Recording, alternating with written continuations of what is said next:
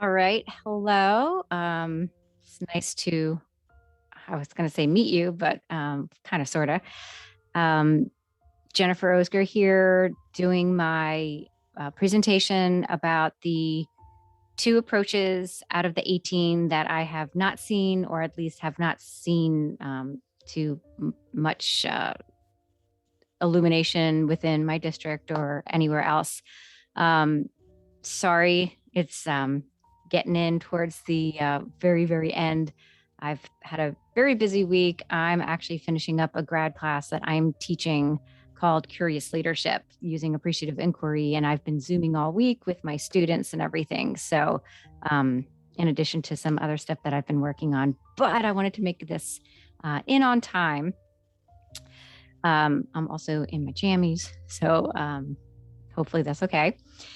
Anyway, so what I did was I took the questions that you had posted as the assignment and just used that as the framework for the slides.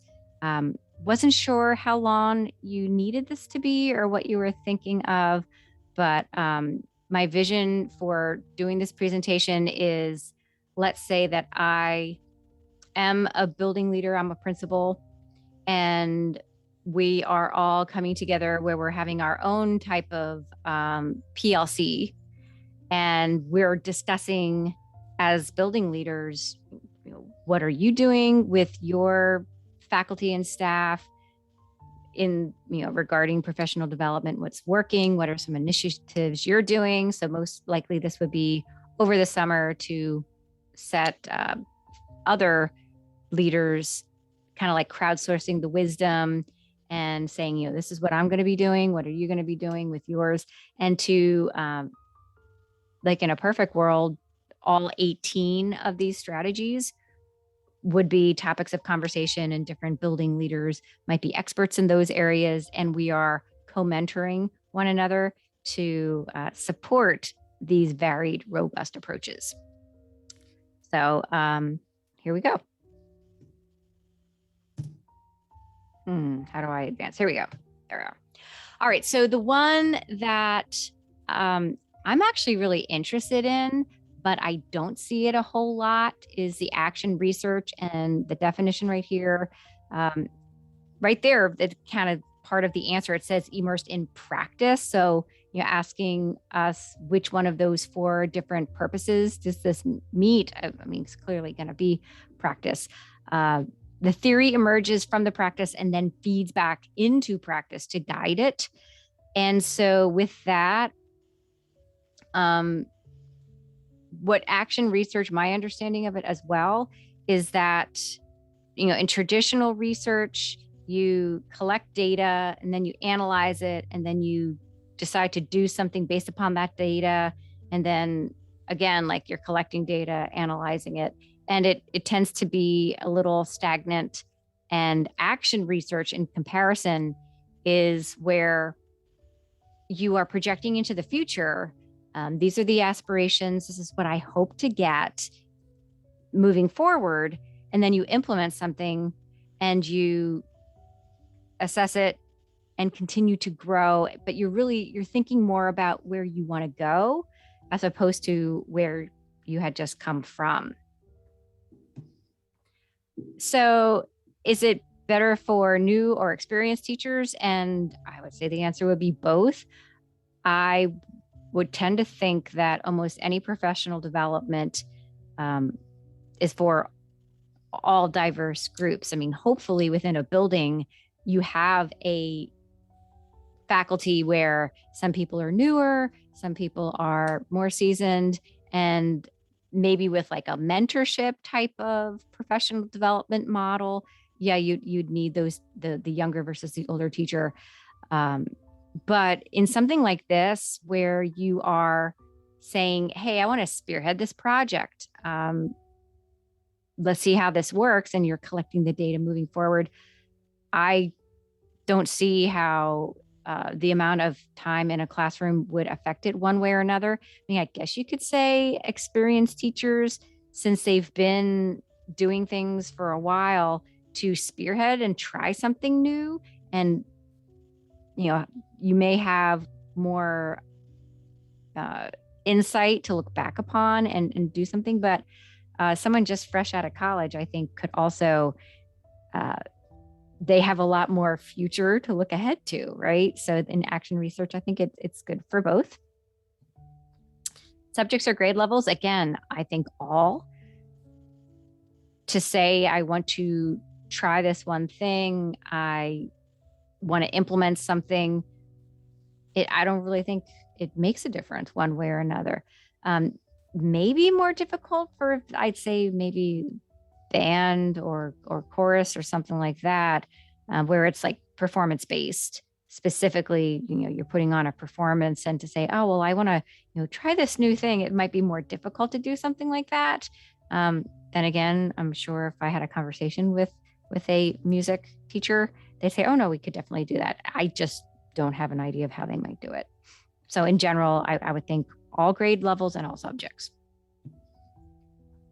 Now, I just realized I contradicted myself. I should probably add that for action research, the word practice is in that definition. In practice, so that the theory emerges from the practice. However, the way I'm thinking about it, I was thinking it's more awareness and reflection, because you're trying something new. It's not like there's a theory or a pedagogy and it works in this area, and now you're implementing it into this other area. When I think of action research, because it's future focused, there may not be a whole lot of research already. Like that is part of it, is if there's already research been done, yes, now you're putting things into practice. If you're doing action research, it's because you have a theory and you don't quite know what the outcome is. So what you're doing is you're creating an awareness about something, you implement something. You can't really say it's practice based upon best practices or anything like that. You're more just trying something, you're piloting it, and then you are reflecting, how did that work? Was it effective? How might we adjust?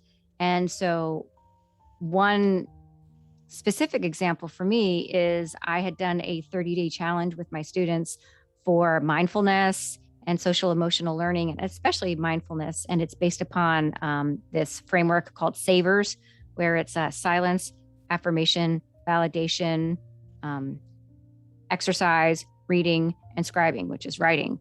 And so the first couple of minutes of class, I'd have students come in, be very quiet with the silence. I give them the affirmations and visualization scripts, and to give them some thought joggers. I give them little passages, and they read it and they put it in their journal. And it's just a way for them to focus and ground themselves. And I was doing that to see if it might help build relationships, if it might help students to focus better and calm them and get a high return on an investment for those first couple of minutes of the class, of having a prompt on the board or a journal discussion post, and they're writing about it, or talking about something that happened in the news and unpacking it, or something within the school, and just not focusing on the content right away. And so what I did with that is I did a survey before and then a survey afterwards with like a Likert scale: strongly disagree to strongly agree. I feel I'm able to concentrate in this class. I feel like I'm bringing my best self in this class. I am more thoughtful or engaged in this class. And so that's why, like, that awareness and the reflection was really the key, not so much the practice, because this was something that was literally being done as a pilot. I was part of a publication for a book, and I was one of the featured teacher writers in the book, where I did this for 30 days and then wrote a little report, and I'm one of those profiles within the book, which was a super cool thing I got a chance to do. And so the whole practice, it's not like we know for a fact that this data suggests you should do it this way. We were just trying things. So action research with that, again, anything that you want to try that you're not quite sure about? How might you roll it out? PLC, team time, faculty meetings, SLOs, and the evaluation process. And what I mean by that is if you are trying something new and you need to be doing it over time because you try something, you collect the data, you refine it, you try something new, and it's iterative and it's evaluative, reflective. You need time in order to do that. And it's got to be over consistent conversations. So that's why PLC time or team time, that's a great way, because you can keep on coming back and developing and reconvening. Again, faculty meetings, if they happen once a month, that's another way where as the entire group, depending upon, PLC team time, it's usually on, similar content or the same grade level. But at a faculty meeting, now you can all get together and say, hey, how's this been going for all of you? And for student learning objectives, you might want to align that with some learning targets, and might the action research help to implement some of these different things that would affect a SLO. You set those in the beginning of the year, you monitor it throughout the year, and then at the end, you submit it. So I think that's a great way to do that longitudinal awareness and reflection. And also for the evaluation process, when teachers are setting personal goals for themselves, wherever they are within that evaluation process, focused observation or formal or portfolio, then they can use the action research data that's been collected over the entire year from all of these different meetings. And I think that will work out very nicely. Second one is the lesson study. And the definition of that is, and I'm reading out loud just to kind of get it into my head, collaborating on development and refinement of lessons, including feedback on the effectiveness on the lesson after it's used with students. Don't see that happening very often. I think teachers tend to be very territorial and a little self-conscious and maybe even private. There's a lot of people saying, oh, well, you just close your door and, you do your thing. And people are sometimes not very willing to allow people to come in. And I think a lot of that reason is because of the evaluation process, where people can get very, they can get some anxiety when they think that people are looking and evaluating them and collecting data on them, when really it should be a culture of everyone just supporting one another. And hey, come in anytime. I want to be the best person that I can be. So check out what I'm doing. Would love to know what you think. Newer, experienced, again, both. I think that would be especially valuable for a new teacher as part of their tenure process. I also think it would be great for experienced teachers to showcase what they've been able to accomplish over the years in their experience. So if someone's trying something for the first time, that would be great for people to observe them and give them feedback. And it's also great for newer teachers to observe others as well. Again, same thing, subjects and grade levels, all. I think if it's a good practice, I think it should be applicable to all grades and subjects. Now, this one to me has a little bit more of the practice, because if you are putting something in a lesson plan, you should be able to justify that it is best practice and that there's evidence base to defend why you're doing something. Action research, you're admitting, like, I'm trying something, I don't know how it's going to work. You really shouldn't be doing that on a daily basis when you're doing lesson plans and creating your units and your experiences with the students on a daily basis. So really, with the lesson study, it's, here was my intention. This is what I wanted to accomplish with my students. So you have awareness of that, you're reflecting about that, but really where we're focusing on is the practice the delivery, the deployment of that lesson and how it went. And then you go and you have the conversation afterwards. How to implement it? Ooh, that's going to be a little bit more of a challenge because there's not necessarily time dedicated within that contract bargaining agreement of professional development. So you never know when a math teacher is saying, I'm doing fractions tomorrow for Pi Day and it's going to be great. Actually, fractions aren't for Pi Day because that's decibels. So that's why I teach English. But, there's going to be this time where it's like, hey, I'm doing a culminating activity, or I'm doing an anticipatory set to start off a unit, or they're doing a presentation and I really want people to see this. You never know when that's going to happen. So you're going to have to work with people for coverages. It's also great for focused observations. This isn't something you necessarily want to have a formal observation with.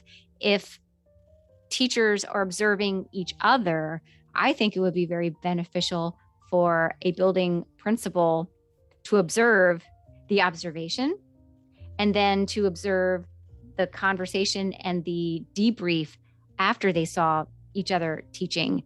Did I see the same thing as they did? What are the conversations that they're having afterwards? Hopefully they're strength-based and they're appreciative and focusing on how to make themselves even better. And to say, ooh, I really like what you did there. How might I do that in my own class? Or if there was an area where there's a growth opportunity, ooh, I noticed this one thing. I'm wondering what you might do differently next time. And also department meetings are a great time for that because I'm presuming that it would be more like subject and like team members to do something where, it might be really neat for me as an English teacher to watch how a chemistry person sets up their lab, whether or not that would be easily implementable within my class. It might give me admiration and respect for my colleagues, but I really think that it makes more sense for me to be observing other English teachers. So that's why I think like with the department meetings, that would also be a good time to unpack that. I think professional development, like in service time, they are few and far between. They are usually not the best time. They always tend to like align with whenever grades are due. So I think the department meetings would probably be a better time. It's like right at the end of the day and maybe people had observed one another. And that's how I would suggest implementing something like this. So that is the end of my slide deck. I hope that I met your expectations of what I was supposed to get from this. I did enjoy the opportunity to look at the 18 different ones and put on an administrator's hat and what might this look like as I am creating my culture to empower teachers to be leaders. So thank you very much. I'm looking forward to your feedback. And if for whatever reason I failed to meet your objectives with this, please let me know and I'm happy to try again. Thanks a lot and take care.